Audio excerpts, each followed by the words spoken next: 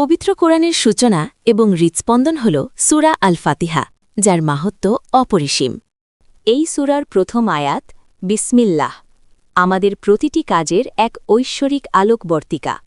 ইসলামের প্রাথমিক যুগে রাসূলুল্লাহ সাল্লাল্লাহু আলাইহি ওয়াসাল্লাম তৎকালীন আরবের প্রথা অনুযায়ী কাজ শুরু করতেন। কিন্তু আল্লাহ চাইলেন তার বান্দারা যেন প্রতিটি কাজ কেবল তারই পবিত্র নামে শুরু করে। বিসমিল্লাহ নাজিলের একটি সুদীর্ঘ ও অত্যন্ত চমৎকার ঐতিহাসিক প্রেক্ষাপট রয়েছে। শুরুতে রাসূলুল্লাহ সাল্লাল্লাহু আলাইহি ওয়াসাল্লাম তৎকালীন রীতি অনুযায়ী বিসমিক আল্লাহুম্মা লিখে চিঠিপত্র শুরু করতেন। এরপর যখন সূরা হুদের ৪১ নম্বর আয়াত নাজিল হল, তখন সূচিত হল এক নতুন অধ্যায়। বিসমিল্লাহি মজরেহা নাজিল হওয়ার পর তিনি কেবল বিসমিল্লাহ লিখনা শুরু করেন। সময়ের সাথে সাথে আল্লাহর পক্ষ থেকে আসা নির্দেশনার পরিধি আরও বিস্তৃত হতে থাকে।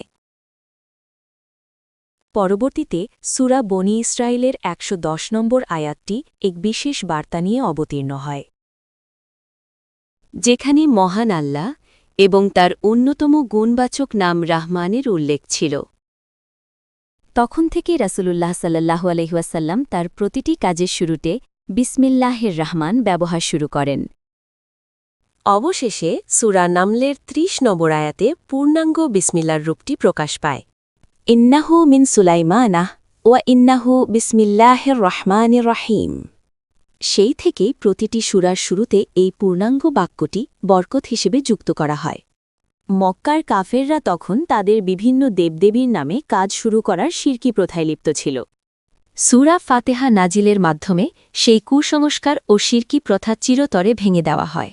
এটি ছিল এক আল্লাহর দাসত্ব প্রতিষ্ঠার এক অনন্য ঘোষণা।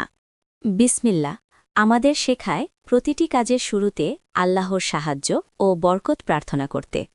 সূরা ফাতিহাকে বলা হয় উম্মুল কিতাব বা সমগ্র কোরআনের জননী।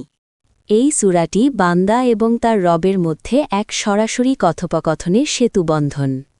আল্লাহর প্রশংসা দিয়ে শুরু হওয়া এই সূরাটি মুমিনের হৃদয়ে প্রশান্তি বয়ে আনে।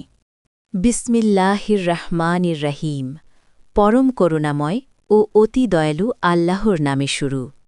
এটি কেবল একত্ববাদের এক গভীর শিক্ষা, বরং এটি একত্ববাদের এক গভীর শিক্ষা। সূরা ফাতিহার শানে নুজুল আমাদের মনে করিয়ে দেয় আমাদের অস্তিত্বের মূল লক্ষ্যকে। প্রতিটি নামাজে আমরা যখন এই সূরা পড়ি, আমরা মহান রবের সান্নিধ্য অনুভব করি। আল্লাহর রহমত ও দয়া আমাদের জীবনের প্রতিটি পদক্ষেপে মিশে আছে। বিসমিল্লার বরকতে আমাদের ছোট ছোট কাজগুলোও ইবাদতে পরিণত হতে পারে।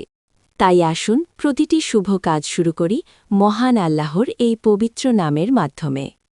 সূরা ফাতিহা এবং বিসমিল্লাহ হোক আমাদের ইহকাল ও পরকালের মুক্তির পাথেয়।